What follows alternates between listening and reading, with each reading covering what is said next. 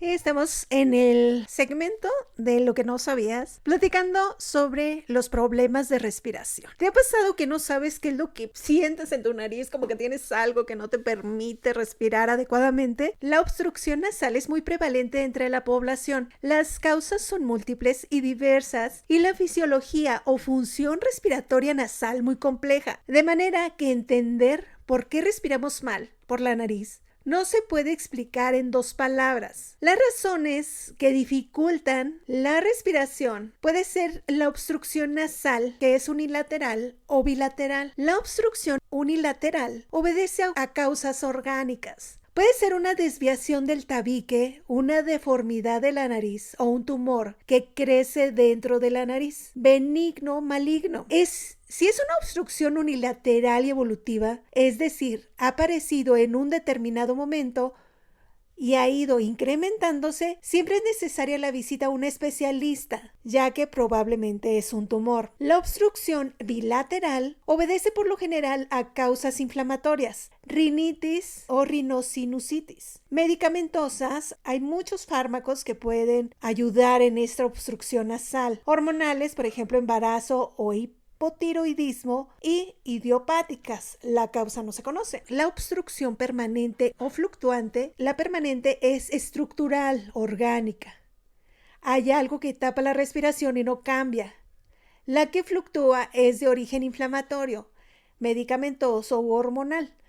Normalmente empeora en posición de dúbico, que puede ser al acostarse. Las posibles complicaciones ante este problema es la respiración nasal. Permite el acondicionamiento del aire inspirado, adecua la temperatura, lo humedece y filtra para que llegue a los pulmones en perfectas condiciones. Además, favorece la apertura de todos los campos pulmonares de manera que contribuye a alcanzar unos niveles óptimos de oxígeno en la sangre. No respirar bien por la nariz favorece las infecciones de la vía aérea inferior, como son los bronquios y pulmones, y dificulta la oxigenación sanguínea. Asimismo, la obstrucción nasal predispone al ronquido y a las apneas durante el sueño. El tratamiento que debes de usar será mediante la cirugía en los casos de obstrucción estructural, como las desviaciones del tabique, deformidades en la pirámide nasal y tumores. En las inflamaciones como la rinitis y la rinosinusitis, el tratamiento será mediante fármacos, que pueden ser vía oral o mediante sprays nasales de corticoides, y cuando la obstrucción es de causa hormonal,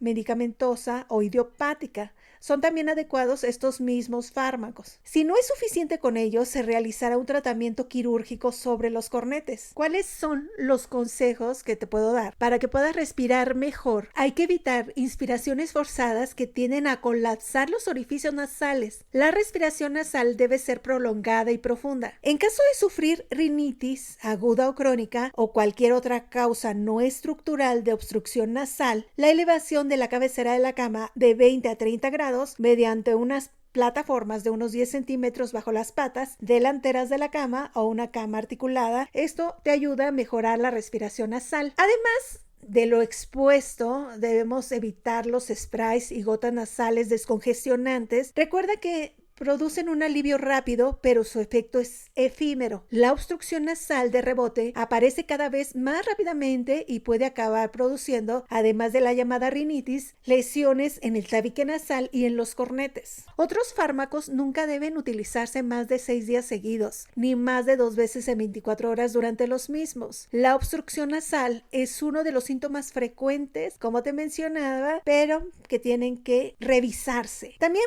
en cuanto a la desviación del septo nasal, es cuando se produce por la alteración de la forma del tabique nasal por malformaciones, plegamiento progresivo del mismo debido a las alteraciones del hueso o el cartílago o traumatismos. Alteraciones de la válvula nasal es un estrechamiento del ángulo entre el cartílago del tabique y el ala nasal que producen una alteración del flujo aéreo en la obstrucción al paso de aire en las entradas de las fosas nasales. Es frecuente que se den en el mismo paciente alteraciones del tabique nasal y en la válvula nasal y perforaciones septales.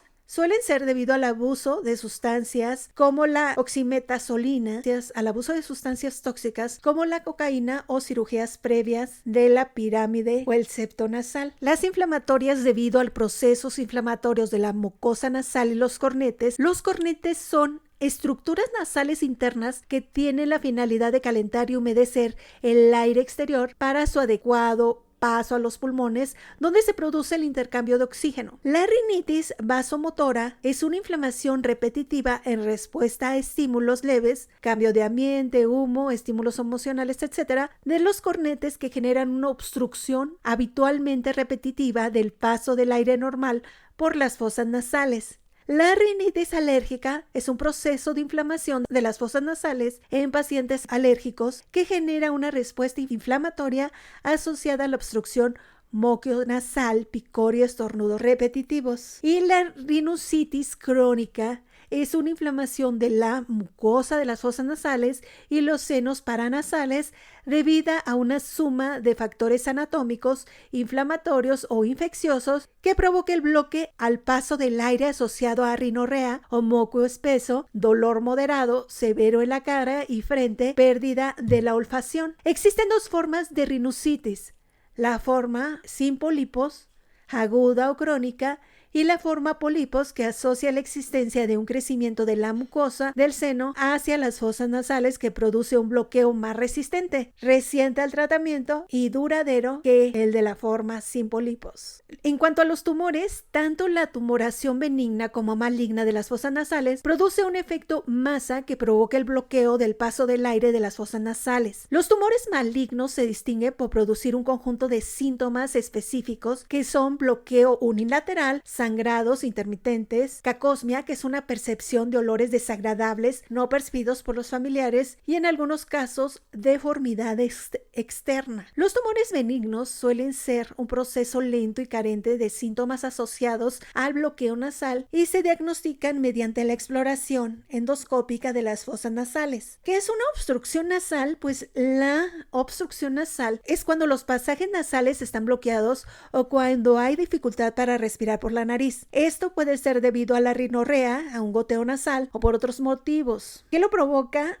La cavidad nasal puede estar bloqueada por varias razones que incluyen las siguientes: gripes y resfriados. La mucosidad generada por las enfermedades puede llenar la cavidad nasal y provocar obstrucción nasal temporal por infecciones de los senos paranasales o de los adenoides. Los senos paranasales o las cavidades de la cara que vacían en la nariz se pueden llenar con mucosidad infectada, lo que provoca sinusitis. Las adenoides, tejido que se encuentra en la parte posterior de la nariz, también se puede infectar en los niños y dar lugar a una producción similar de mucosidad infectada. Los cornetes agrandados, inflamados. Estos huesos del interior de la nariz pueden estar agrandados o inflamados debido a alergias o infecciones y provocan obstrucción nasal. Los adenoides agrandadas, cuando se agranda el tejido de la parte posterior de la nariz en los niños. Los pólipos nasales es un crecimiento similar al de las uvas en la membrana mucosa de la nariz. Por introducción de un cuerpo extraño, la causa de la obstrucción más frecuente en niños pequeños puede ser por la introducción de un objeto en la nariz,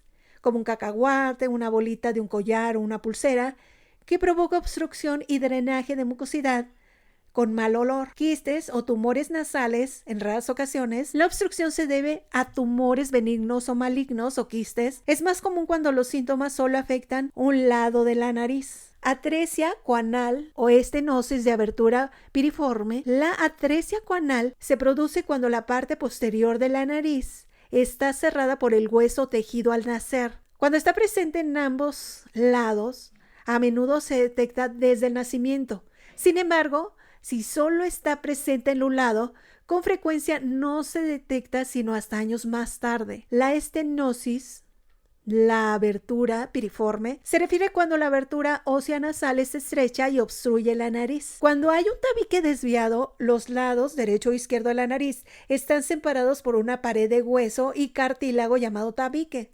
Algunas veces el tabique se puede inclinar hacia un lado, lo que provoca obstrucción en ese lado. Esa deformidad puede estar presente al nacer o ser resultado de un traumatismo en la nariz años después. ¿Por qué es una preocupación? A menudo la obstrucción nasal provocada por la mucosidad o el goteo nasal está autolimitada y desaparece sola. Cuando persiste la obstrucción nasal, puede ser un síntoma de otras causas como las mencionadas anteriormente. Por eso es muy importante que te cheques y vayas, como te digo siempre, con un especialista para que te revise y tú te sientas mucho mejor. Y de esta manera nosotros seguimos con música. Recuerda que después de Semáforo te quedas con Ranking Vital. Te espero en el chat de la aplicación de Vital Radio y también ahí en la página de Facebook del Semáforo. Recuerda que estoy transmitiendo desde la Ciudad de México. Soy Maru Buelna.